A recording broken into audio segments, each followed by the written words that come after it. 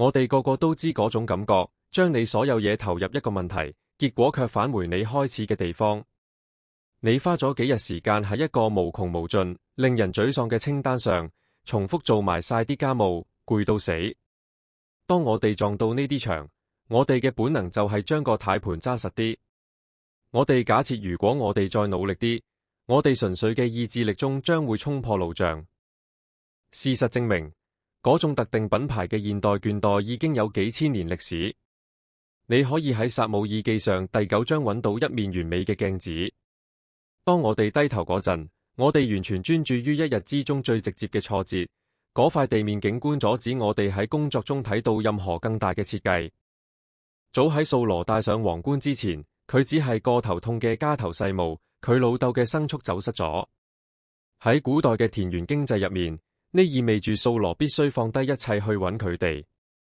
呢幅地圖顯示咗古代聖地嘅地理，由12個支派分開。掃羅拖住自己同僕人穿過呢片崎嶇無情嘅地形，穿過以法蓮山地，經過沙利沙同沙林，一無所獲。佢花咗幾日時間，自己就變得精力疲乏同資源，完全靠佢自己嘅羅盤運行，直接將自己帶入死胡同。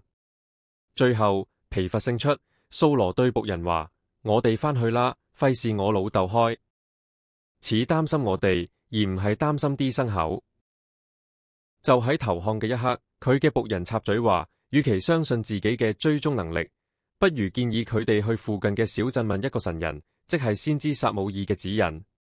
留意掃羅嘅關注點有幾窄，佢評估緊成個幾日嘅折磨，嚴格嚟臨係浪費時間，亦俾佢屋企帶嚟巨大嘅經濟損失。但係經文將鏡頭拉返後，揭示咗其他嘢。喺掃羅到達小鎮之前足足24個鐘，上帝已經告訴撒母耳到底邊個嚟睇佢。掃羅嘅突破終於到咗，當佢放棄咗自力更生嘅狩獵，轉去尋求先知嘅洞察力。呢度帶俾我哋一個特定嘅神學概念，叫做天意。天意係上帝主動使用常態、日常嘅情況，即使係好令人沮喪嘅，去編織佢君主嘅計劃。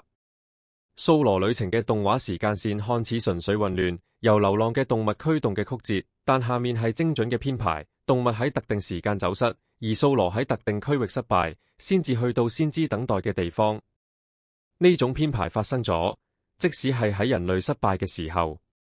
喺呢件事之前，以色列人民明確要求一個國王，咁佢哋就可以似鄰國一樣，實際上拒絕咗上帝嘅直接統治。然而即使係嗰次叛亂，都冇破壞到君主嘅時間安排。而家掃羅得到皇冠，但歷史記錄顯示佢成為咗一個陷入困境、冇安全感、最終破碎嘅統治者。佢嘅統治係一個混亂嘅權宜之計，但上帝正利用呢個唔穩定嘅君主制，為大衛嘅血統打下基礎，建造通往永久王國嘅橋樑。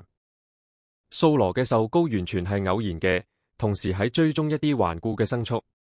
但幾個世紀後，耶穌基督有意降臨，肩負住非常具體嘅使命。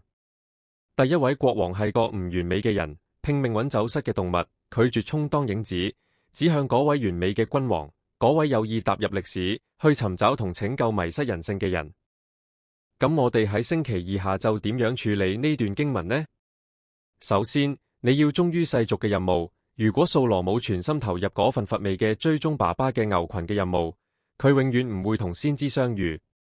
第二，你要留意身邊微小嘅聲音，引導往往來自最被忽視嘅來源，係一個無名嘅僕人，唔係高官，引導掃羅走向佢嘅使命。最重要嘅係，你必須知道幾時放棄盲目嘅努力。喺你耗盡僅餘嘅意志力之前，停低，向上帝尋求釐清。真正嘅信服唔係淨係咬實牙關捱過疲乏，而係去承認自己嘅極限，暫停嗰個瘋狂嘅搜尋，讓你嘅腳步同嗰位撰寫劇本嘅上帝同在對齊。